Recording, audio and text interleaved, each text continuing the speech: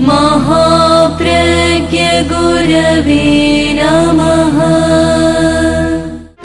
जिसके सांसों में रहता है शाश्वत शांति का स्पंदन, उस महाप्रज्ञ को वंदन, उस महाप्रज्ञ को वंदन।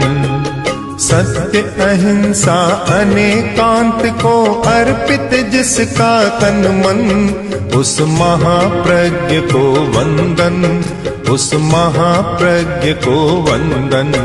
जिसके सांसों में रहता है शाश्वत शांति का स्पंदन, उस महाप्रज्ञ को वंदन, उस महाप्रज्ञ को वंदन।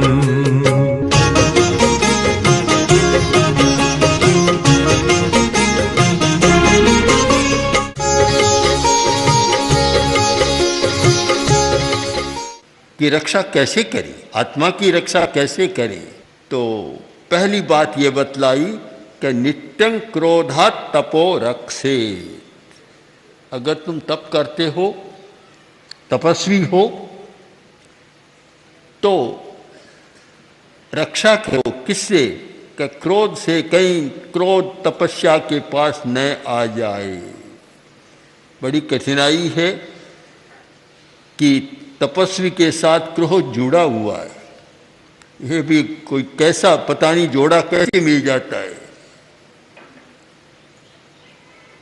कई बार ये कैसेट बोलती है, लोग गाते हैं कि गुनारी जोड़ी ना ही मिले, पर यह तो जोड़ी मिल गई। कैसी जोड़ी मिली? कि तपस्या करता है, क्रोध बढ़ जाता है, बढ़ता है, और बढ़ना स्वाभाविक है, क्योंकि उपवास किया, खाएगा नहीं तो ऊर्जा बढ़ेगी। ऊर्जा तो बढ़ती है। अब ऊर्जा का उपयोग करना नहीं जानता, उसे चैनलाइज करना नहीं जानता, उसका उपयोग कहाँ करे? अब वह ऊर्जा का उपयोग नहीं करता तो वह ऊर्जा जब एड्रेनालिन ग्लैंड के पास चली जाती है और कुछ केंद्रों के पास चली जाती है तो क्रोध बढ़ जाता है। जो तपस्या करने वाला स्वाध्याय और ध्यान में लग जाता है उसका क्रोध नहीं बढ़ता। उपवास किया, न स्वाध्याय न ध्यान, वो सारा समय विकथा में बिताया तो क्रोध को तो बढ़ना ही है। फिर वह ऊर्जा कहीं न कहीं तो अपना रास्ता खोजेगी। उस ऊर्जा को अगर हम स्वाध्याय और ध्यान में लगा दें तो फिर क्रोध नहीं बढ़ेगा। भगवान महावीर ने तपस्या की, उनका क्रोध कभी नहीं बढ़ा। कारण कि उपवास तो उनके लिए साधन था, मूल साध्य नहीं था। साध्य था आत्मानुसंधान, आत्मा की खोज, सत्य की खोज, वह उनका था। तो महावीर ने उपवास किया हो, ध्यान न किया हो, एक उदाहरण भी शायद आपको नहीं मिलेगा। उनके सारे उपवास ध्यान के लिए होते थे, न कि उपवास के लिए। जिस दिन ध्यान करना होता बस उपवास। ऐसा ही कोई एक तपस्वी था और बड़ा गुस्सेल था। किसी गृहिणी के पास बाहर आया और कुछ मांगा, कुछ जो चाहिए था वह स्वागत नहीं हुआ। गुस्से में आया और आकर साप देने लगा। पहले तो चिड़िया थी, चिड़िया दिया, चिड़िया मरकर नीचे गिर गई, उसको साप देने लगा। वह स्वयं पहुंची हुई महिला थी, बड़ी धार्मिक थी, जानती थी। जब साप देने लगा तो कहा कि महाराज सब पर साप मत दिया करो, मैं चिड़िया नहीं हूं आप जो गिर जाएगी। एकदम ठंडा हो गया। तो ये दो बातें चली। सापानुग्रह है, तपस्या के द्वारा दो शक्तियां पैदा होती है, साप देने की और अनुग्रह करने की। अनुग्रह भी कर सकता है वह अगर अच्छी तपस्या करे तो। किंतु जो लोग तपस्या के साथ आत्मानुसंधान नहीं करते, आत्मान्वेषण नहीं करते, आत्मगवेषणा नहीं करते, उनमें क्रोध बढ़ता है और क्रोध में कुछ ऐसी बातें मुंह से निकलती हुए बात हो जाती है, पर उससे न उसका भला होता न किसी दूसरे का भला होता। इस सारी स्थिति को ध्यान में रखकर और कहा रक्षा करो, तपस्या की रक्षा करो। तपस्या भी आत्मा का एक परिणाम है। आत्मा की रक्षा करो, तपस्या की रक्षा करो। किससे? कि क्रोध से रक्षा करो। वहाँ डाका नहीं डालेगा, कोई डाकू नहीं आएगा।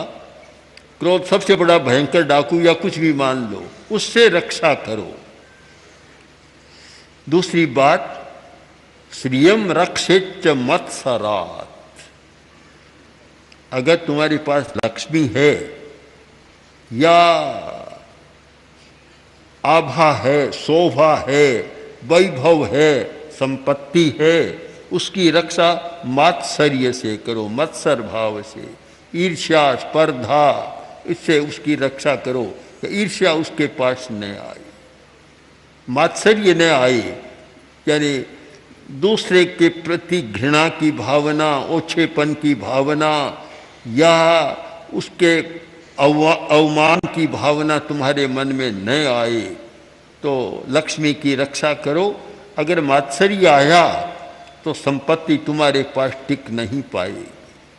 तो विद्या मानाहो मानव्याम विद्याम, ये विद्या की रक्षा करो, उसके पास न मान अहंकार आए और न अवमान किसी का आए, उसे बचाओ। आत्मानं तु प्रमादत है, आत्मा को बचाओ, आत्मा की रक्षा करो। तो वह किसकी रक्षा करें? प्रमाद से। आत्मा को प्रमाद से बचाओ। प्रमाद ये आत्मा के लिए बहुत घातक तत्व है। प्रमाद, प्रमाद से बचाओ। प्रमाद बहुत बाधा डालने वाला है। एक शराबी शराब के नशे में होता है, उसको पता नहीं लगता क्या है। प्रमाद भी कम नशा नहीं है। जो प्रमादी है उसे भी पता नहीं लगता। भगवान महावीर ने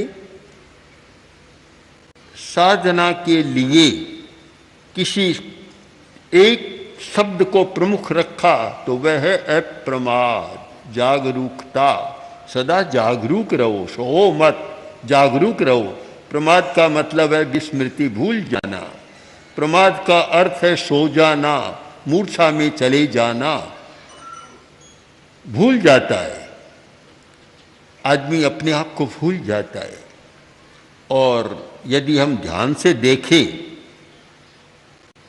तो यह स्पष्ट होगा कि आदमी जितनी चिंता दूसरों की करता है उतनी अपनी चिंता नहीं करता। वह अच्छा नहीं है, वह ऐसा करता है, उसकी ये आदत है, उसका ये है, वह है। दो व्यक्ति बैठेंगे तो पराया रामायण बन महाभारत आ जाएगा, अपना रामायण महाभारत नहीं आएगा। अपने को इग्नोर कर देता है, बिल्कुल भुला देता है। ये भुलक्कड़ की बात, अपने आप को भुलाने की बात, इस बात को समझाने के लिए अनेक कहानीकारों ने कहानियाँ भी लिखी है, श्लोक भी लिखे हैं, ग्रंथ भी लिखे हैं प्रमाद और अप्रमाद पर। आदमी इतना भूल जाता है कि अपने आप को गिनता ही नहीं है। प्रसिद्ध कहानी है कि 20 ऊंटों का काफिला चला, थार को पार करना था, रेगिस्तान को, थार को, जंगलों को पार करना था। एक थार को पार किया और पार करने के बाद बोले भी देखो, हमने ये बड़े गहरा रेगिस्तान थार का प्रदेश इसको पार कर दिया, अब गिन तो लें कि कहीं कोई छूट तो नहीं गया है। एक निकाल, मैं गिनती करता हूँ, सामने खड़े हो गए और गिनना शुरू किया। 1 से चला और 19 तक पहुंचा। एकदम स्तब्ध हो गया, बोला भी एक तो खो गया, अपना एक साथी तो खो गया। दूसरे ने कहा कि तुम ठहरो, मैं करता हूं। तो दूसरा आया, उसने भी गिना, तो उसने भी कहा भी एक साथी खो गया। अब 2-4 ने ऐसा किया और सबकी गिनती में 19 आ रहे, 20 आ ही नहीं रहा है कि एक साथी तो खो गया है। रोने लग गए, बिलाप करने लग गए, चिल्लाने लग गए। उधर से कोई एक आदमी आया, बड़ा समझदार था, उसने कहा भैया क्या बात है, क्यों रोते हो, जंगल में यहाँ रोने की क्या बात है, क्यों रोते हो? कि भाई क्या बताएं, हम घर से चले थे, साथ में चले थे, अनुबंध था कि हमेशा साथ रहेंगे, तो हमारा एक आदमी कहीं बीच में भटक गया, खो गया। उसने कहा रे कितने थे? कि 20 थे। तो अब मेरे सामने खड़े हो जाओ, मैं गिनता हूं। तो गिनना शुरू किया, 1 2 3 और ये 20वां। देखो 20 है, तुम कैसे करे 19? ओहो भाई साहब क्षमा करें, भूल हो गई, मैंने सामने वालों को तो गिन लिया, अपने आप को नहीं गिना। खो गया। प्रमाद से आदमी खो जाता है, अपने आप को भी गंवा देता है, दूसरे को नहीं अपने आप को भी गंवाता है।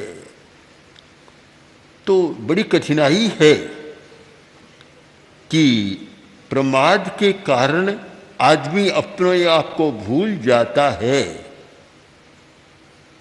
हम धार्मिक लोगों से पूछें कि धर्म क्यों करते हो? आत्मा के लिए। आत्मा क्या है, कहाँ है, आत्मा का स्वभाव कहाँ है कि हम तो नहीं जानते।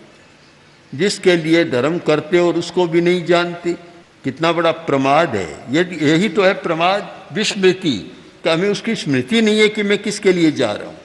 कार में बैठा और कार चालू हो गई, घंटों तक चलती रही।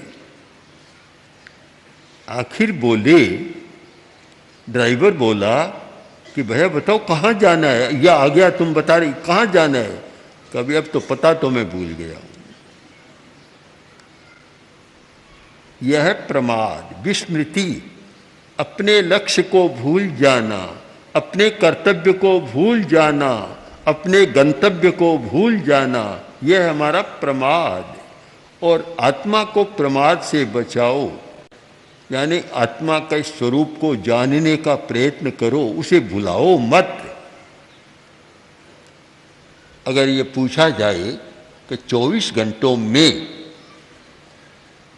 पैसा, रोटी, पानी कितनी बार याद आता है और आत्मा कितनी बार याद आती है? 24 घंटे की बात मैंने कह दी, 24 दिनों में भी, 24 महीनों में भी कभी आत्मा है, याद आती है या नहीं आती है? वह याद नहीं आती। याद तो और काम तो आएंगे, जो व्यवहार के काम चलते हैं सब याद आएंगे, पर मैं आत्मा हूँ और मेरा सबसे बड़ा वैभव, संपत्ति, धन जो कुछ है वह मेरी आत्मा है, मैं आत्मवान हूँ। कभी याद ही नहीं आता। बाहर का ऐसा चक्र है कि शरीर को चलाने वाली सारी चीजें याद आती, किंतु आत्मा की बात याद नहीं आती। बहुत लोग जानते ही नहीं है कभी शरीर में कोई दूसरी चीज भी है क्या। कोरा शरीर नहीं है, कोरा ये कोई चिकित्सकीय केंद्र नहीं है कि जहाँ भाई भीतर हार्ड है, मांस है, लोही है, प्लाज्मा है और भी कुछ ऐसे तत्व हैं, भीतर अंग है, अवयव हैं, प्रत्यवयव है, आदि आदि हैं, स्नायु है, नाड़ी संस्थान है। इतना ही नहीं है। अगर इतना ही है तो फिर रक्षा की कोई बात ही नहीं आती। यह कि शरीर के भीतर चेतना है, चेतना है जिसके द्वारा हम जानते हैं। हमारा सारा ज्ञान चेतना के द्वारा होता है और वह शरीर नहीं है, शरीर के भीतर है। भीतर है, शरीर नहीं है। मकान है सामने, किंतु मकान तो कोई नहीं है, मकान तो मकान है, उसमें कोई है। तो शरीर तो एक मकान है, उसमें कोई रहने वाला है। हम मकान को तो जानते हैं, रहने वाले को नहीं जानते। भीतर जो रहता उसको नहीं जानते, भीतर का पता नहीं कौन रहता है। आजकल जैसे होता है ना कि एक फ्लैट वाला दूसरे फ्लैट में कौन रहता है नहीं जानते। कोई आश्चर्य की बात नहीं कि दूसरे फ्लैट में रहने वाले को नहीं जाने तो कोई आश्चर्य की बात नहीं, पर अपने फ्लैट में रहने वाले अपने आप को नहीं जाने तब तो आश्चर्य की बात होती है कि स्वयं को भी नहीं जानता। जिस मकान में रहता है, बच्चा जन्म लेता है या गर्भ में आता है तब एक शरीर का निर्माण करता है, और वह जब तक जीता है 50, 60, 70, 80, 90, 100 वर्ष तक कोई जीता है तब तक उस घर में रहता है। घर को तो वह जानता है पर घर में रहने वाले को तब तक भी नहीं जानता। इमाश्चर्य मतः परम, इससे बड़ा और क्या आश्चर्य होगा कि अपने पड़ोसी को नहीं, अपने भीतर वाले को भी नहीं जानता। पड़ोसी की बात तो छोड़ दें हम। कारण विस्मृति, हमें स्मृति नहीं है, स्मृति नहीं, अपने आप को नहीं जानते। प्रमाद का एक अर्थ है विस्मृति, भूल जाना, अपने लक्ष्य को भूल जाना, अपने स्वरूप को भूल जाना, अपने कर्तव्य को भी भूल जाना। और प्रमाद का एक अर्थ है मूर्छा, मूर्छा, मूर्छा में चला जाता है आदमी, जागृत नहीं रहता। जागरूकता अप्रमाद है, प्रमाद है सोना, मूर्छा में चले जाना, सोया हुआ है। अब कोई पूछे कि तुम जाग रहे हो, जाग रहे हो, अब जो सोया हुआ है वह उत्तर नहीं देगा। जो व्यक्ति सत्य को नहीं जानता वह व्यक्ति सोया हुआ है। आचार्य का एक बहुत सुंदर सूक्त है, सुत्ता अमुनि मुनिनो सया जागरंती। सुत्ता अमुनि, जो मुनि नहीं है अर्थात ज्ञानी नहीं है, वह सदा सोया हुआ है। जागता है तो भी सोया हुआ है, क्योंकि उसे पता नहीं है यथार्थ का, वह सोया हुआ ही रहता है। 24 घंटा सोया हुआ रहता है अमुनि, अज्ञानी आदमी, उसको सच्चाई का पता ही नहीं लगता, तो सदा नींद में रहता है। इसका कारण ही आप समझ लेंगे। कोई जाके पूछे कि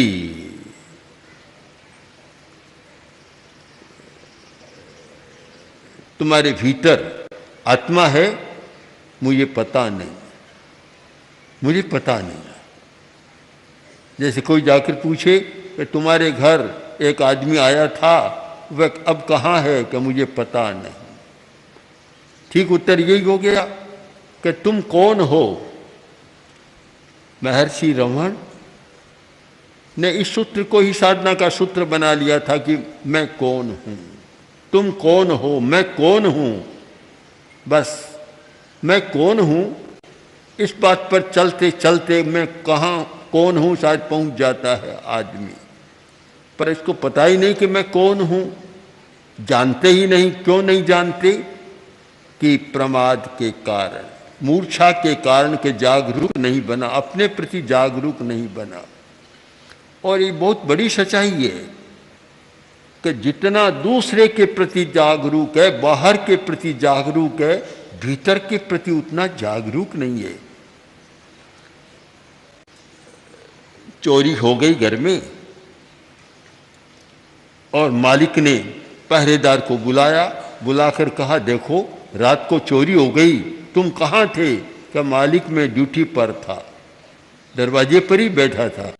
तो चोर संदूक उठा कर ले गया, पेटी, तुम्हें पता नहीं चला? मुझे पता तो लग गया था, पता लग गया। तो तुमने पकड़ा नहीं? क्या नहीं पकड़ा मैंने। क्यों नहीं पकड़ा?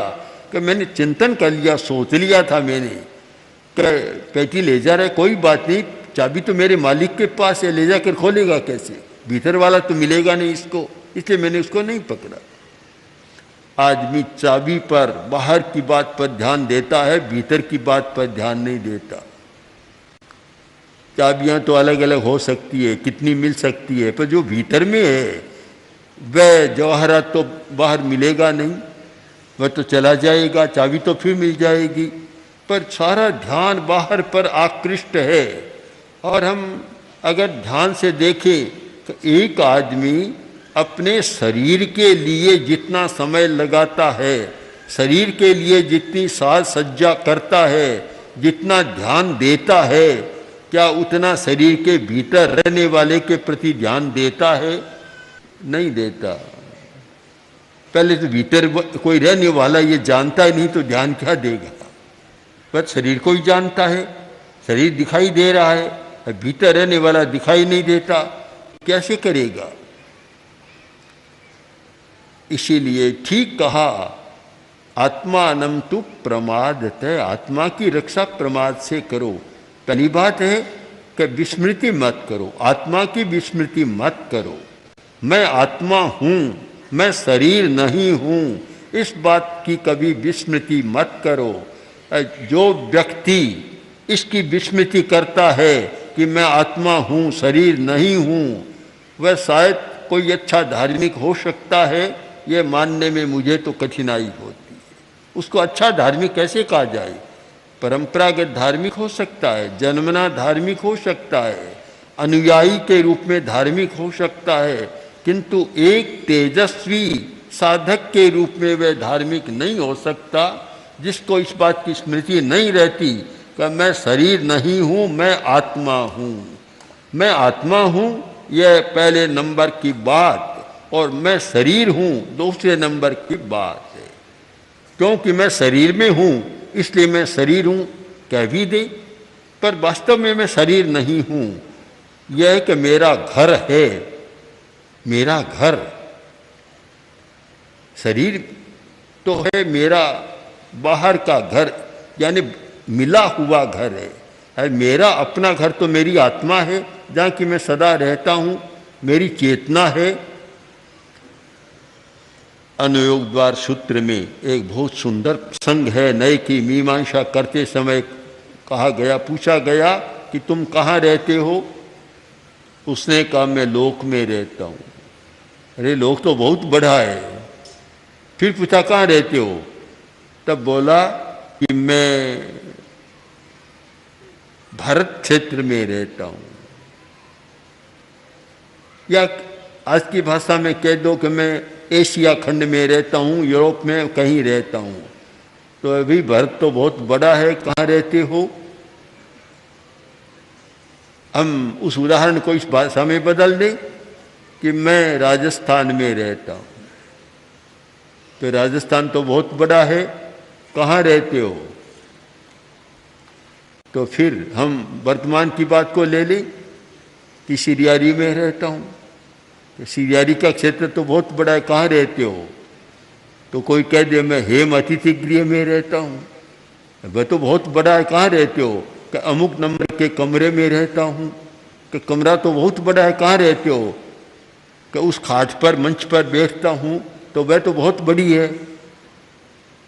फिर कहाँ रहते हो? तो आखिर कहा कि मैं शरीर में रहता हूँ, अपने शरीर में रहता हूँ। अरे शरीर तो बहुत बड़ा है, तुम कहाँ रहते हो? शरीर तो बहुत बड़ा है, तुम कहाँ रहते हो? क्योंकि आत्मा पूरे शरीर में नहीं रहती। चमड़ी में आत्मा कहाँ है? हाड़ में आत्मा कहाँ है?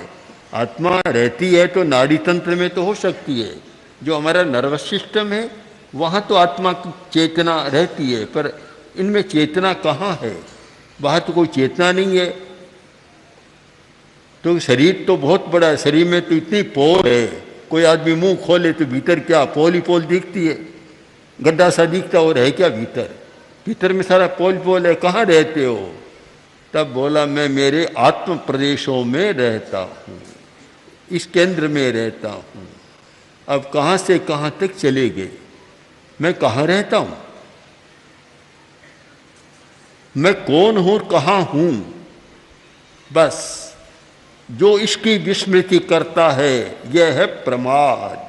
प्रमाद है, वो उससे आत्मा की रक्षा नहीं होती। तो इसलिए आत्मा की सदा रक्षा। तो प्रश्न होगा किससे रक्षा करो, कि प्रमाद से रक्षा करो। प्रमाद पास में न आए, तुम्हारी आत्मा सुरक्षित है, तुम सुरक्षित हो, फिर दुनिया में जो भी होता है रहते हो, कम से कम दुखी नहीं बनोगे, तनाव में नहीं जाओगे, समस्याओं से संकुल नहीं बनोगे। एक सुंदर आध्यात्मिक सूत्र आगमकार ने दिया है, हम उस पर मनन करें। जैसे धन की रक्षा के लिए प्रयत्न होता है, वैसे थोड़ा थोड़ा प्रयत्न भी, उसका चतुर्थांश प्रयत्न भी हम आत्मा की सुरक्षा के लिए करें, तो शायद और अधिक आनंद का जीवन जी सकते हैं। सब समस्याओं, चिंताओं, दुश्चिंताओं, तनावों से मुक्त रहकर और एक अलौकिक शांति का अनुभव कर सकते हैं। ओम हर ॐ श्री महाप्रज्ञ गुरवे नमः। ॐ श्री महाप्रज्ञ